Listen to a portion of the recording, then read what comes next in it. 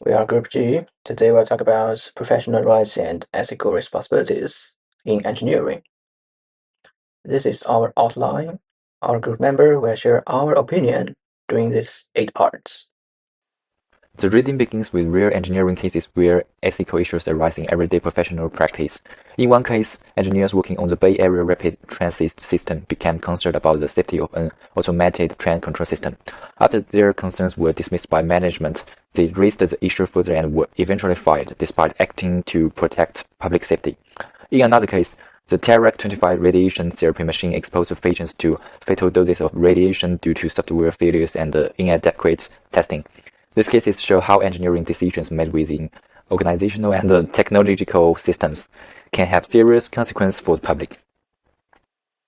So now I will start with the first part of our presentation, which focuses on the professional responsibilities of engineers. In this section, I will briefly explain what professional responsibilities are, and then discuss confidentiality, conflicts of interest, and competitive bidding as a practical example. Firstly, let's think about what are professional responsibilities. Professional responsibilities are not personal moral choices. They arise from the engineer's professional role in society, because engineering decisions often involve specialized knowledge and can directly affect public safety and welfare. Engineers are held to higher ethical standards, so acting as an engineer means accepting these responsibilities as part of the profession. One key professional responsibility is confidentiality. Engineers must protect confidential information such as design details, test data, and proprietary business information.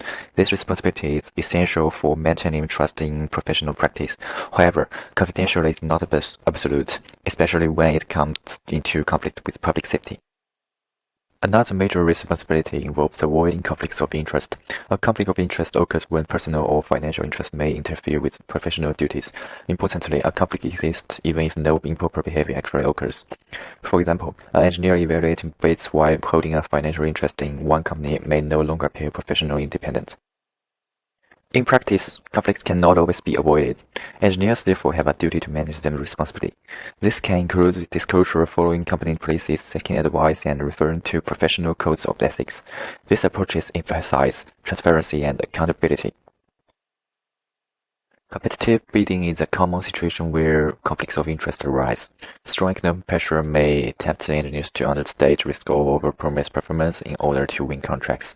This threatens independent professional judgment. Professional responsibility requires engineers to remain honest and realistic, even under competition. Overall, professional responsibilities requires engineers to maintain independent and trustworthy professional judgment, even under personal or commercial pressure. Hi, I'm Chen Wei. Let's talk about the rights of engineers. I will share the rights in 4 parts. First, let's look at fundamental rights. These apply to us as individuals, regardless of our job title. So first, this is a right to control access to our personal information. It's about maintaining a professional boundary. For off-duty activities, we have the right to a personal life outside of work. This work-life separation is essential for everyone. Next, objection. We must be able to raise reasonable objections to company politics without fear of retaliation. The final one, due process. The right to a fair hearing before any punishment. This fairness is crucial for protecting engineers and maintaining a healthy corporate culture.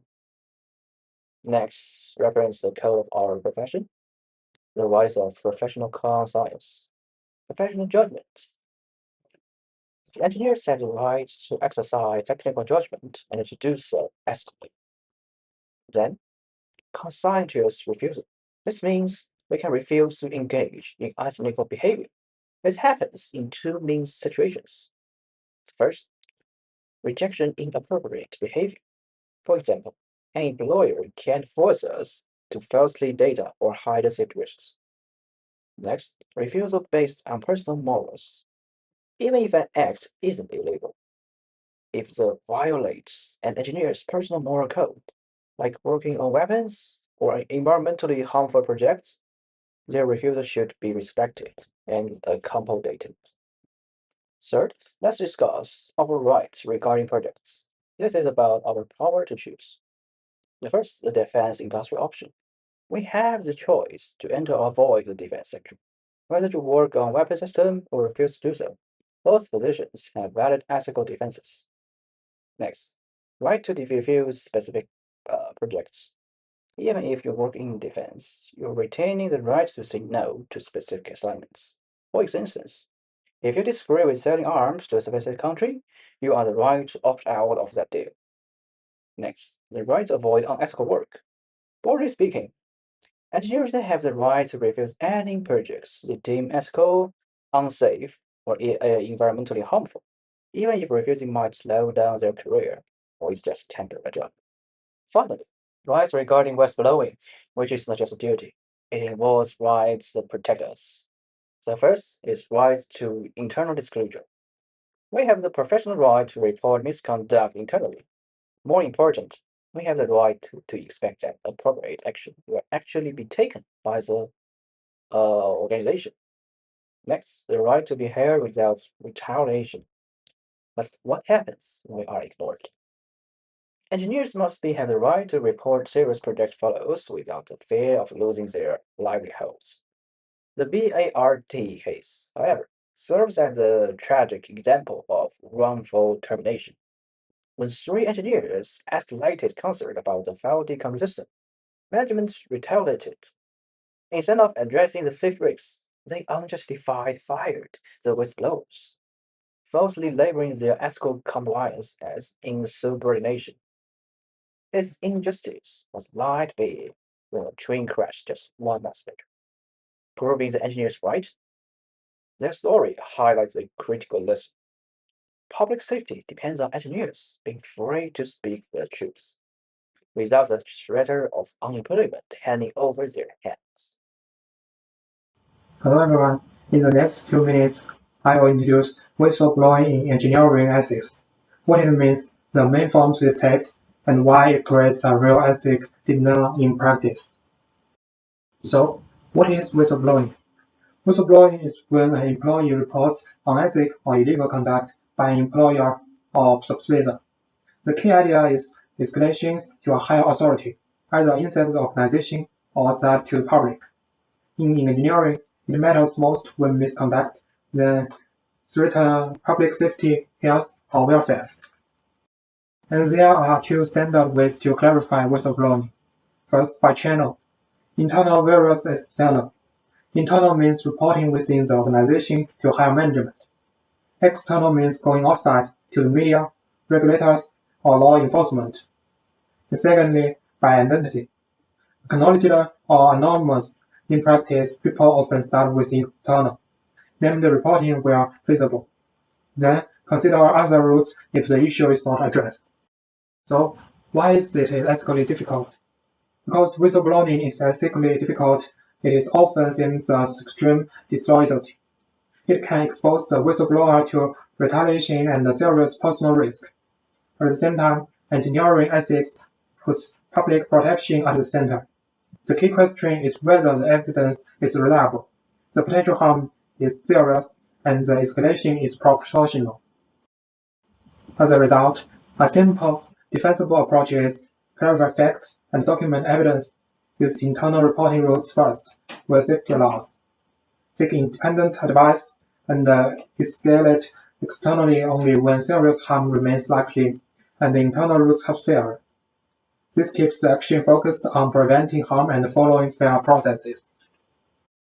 In summary, whistleblowing means reporting unethical or illegal conduct to a higher authority. It can be internal or external, and named or anonymous. Although it may be seen as disloyal, engineers may have a duty to act when public safety is at risk. Decisions should be guided by evidence, seriousness of harm, and proportional escalation. Thank you. Okay, the fourth part is about conditions of whistleblowing. In the field of engineer ethics, whistleblowing is regarded as a moral dilemma because engineers are burdened with two sets of obligations at the same time. One is loyalty and confidentiality to the organization, and the other is priority responsibility for public safety and health. When engineers identify that a safety risk has been underestimated or delayed, they must avoid causing unnecessary harm to the organization and cannot allow the public to be exposed to dangers by remaining silent. Whistleblowing is choosing a path that better protects the public and is more procedurally legitimate in the conflict. A practical way to judge when whistleblowing is ethically justified is to check four triggers conditions. First, the potential harm must be serious, something that threatens public safety or involves high consequences. Second, the engineer should have strong evidence, test results, analysis, or any information that reviewers could audit. Third, there should be a possibility that speaking up will really reduce risk, for example, by triggering independent review or corrective action. Fourth, it should be a last resort, using internal mechanisms first, such as technical review or safety systems, before going external. The part case illustrated this framework. 3 engineers raised concerns about safety of the automatic train control system reported internally, and the issue was escalated to board-level attention, but dismissed. The ethical tension is clear: organizational reputation and authority versus passenger safety. Looking back through the 4 conditions, the potential harm involved public safety, the concerns were evidence-based rather than rumors. Escalations was aimed at forcing proper remediation, and the routine shown as an attempt to work internally before any wider disclosure. Later incidents and inquiries helped show the concerns were not hypothetical. Environmental ethics focuses on the responsibility engineers have to protect the natural environment while meeting human needs. Engineering decisions often have long-term environmental consequences, so ethical design must go beyond short-term technical performance or cost. One important concept is sustainable design. Engineers should aim to minimize environmental impacts across the entire life cycle of a product or system, including material extraction, manufacturing, use, and disposal. This means reducing energy consumption, pollution, and waste wherever possible. There are 2 main ethical approaches to environmental protection discussed in engineering ethics. The first is clean up at all costs approach, which argues that environmental damage should be minimized regardless of economic costs, especially when ecosystems or public health are at risk. The second approach is cost-benefit analysis, based on the ethics where environmental protection measures are evaluated by comparing their costs with the benefit of pollution reduction or resource conservation. Another important ethical question is whether nature itself has moral standing. This asks whether plants, animals, and ecosystems deserve protection only because they benefit humans or whether they have intrinsic value independent of human use. How engineers answer this question can strongly influence design decisions. In summary, environmental ethics requires engineers to consider sustainability, long-term impacts, and moral responsibility towards both society and the natural world, not just technical efficiency. Today I will talk about computer ethics and privacy protection. With the rapid development of computer technology, many new ethical problems have appeared. Computer makes our life easier, but they also create serious ethical risks. First, there is the risk of the misuse. Computer systems make illegal actions more hidden and more efficient. For example, hackers can steal money, spread violence, or attack systems remotely.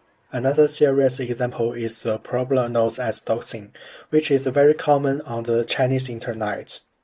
Doxing means collecting and exposing someone's private information online, such as their real name, phone number, home address, or workplace, often to attack or threaten them. This can cause real harm in the offline world. In conclusion, computer ethics reminds us that technology should protect people, not expose them. Engineers have the responsibility to reduce misuse, prevent privacy violations like doxing, and ensure that computer systems are used in the ethical and responsible way. Hello everyone, I'm Yichang Zhou. My part is about ethics in research. Ethics in research is a set of ethical guidelines covering the entire academic research process. Its core objective is to ensure the authenticity, impartiality, and the human instantly nature of research, constraining the behavior of researchers while protecting the interests of research participants. the academic community, and even the general public. It permits all stages of research and serves as a crucial benchmark for measuring the value of scientific work. The core of research ethics lies in address three key relationships in research activities. The first is the relationship between the researcher and the research data. The second is the relationship between the researcher and the academic community. And the third one is the relationship between the researcher and the research subjects. Research ethics exists in two dimensions. One dimension is honest reporting. Honest reporting encompasses two core requirements. The first is a certainty of data and results, meaning it's strictly forbidden to embellish, selectivity, delay, or fabricate experimental results for raw data. Second, the fairness of owner and contribution, meaning authorship must be based on the actual contribution of each participant, and when cites other research results, those must be properly cited, respecting the intellectual property rights of others. The other dimensional is the pathological science. Pathological science refers to research conclusions that the engineers still the researcher's own limitations, even without the intention of deception. This is an injury that occurs in the researcher's cognitive blind spots. It's a non-malicious academic mistake, but it can still mislead academic development. So, thank you. Hello, everyone. I'm Juntao Lu, and I'm going to talk about the last part, lessons from failures. The core content is summarizing the social responsibilities of engineers through major accidents. There are two cases. This case shows that when engineering systems are directly related to human life, design failures can have horrible consequences. Engineers therefore carry significant social and ethical responsibilities. The first case is CEREC-25 radiation tattoo accident. CEREC-25 was a medical radiation therapy machine used to treat cancer patients. Due to software logic errors, the machine could deliver radiation dose far higher than intended under certain operation conditions. More critically, the designers relied too heavily on software and removed hardware safety interlocks, assuming the software would never fail. As a result, when software errors occurred, there was no physical protection, leading to fatal radiation overdose for several patients. The second case is the Toyota unintended acceleration accident, where vehicles accelerated without driver input, leading to several accidents.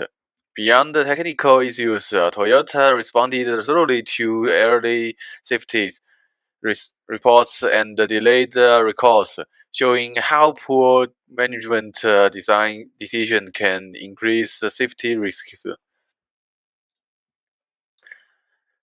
So these cases lead to a clear conclusion. When designing complex systems that affect human safety, engineers must anticipate possible failures mechanism and incorporate safe and redundant designs.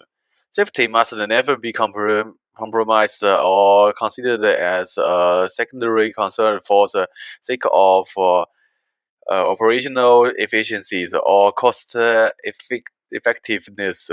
Rather, it should be a foundation duty of ethics infused into the engineering design process. Thanks for listening.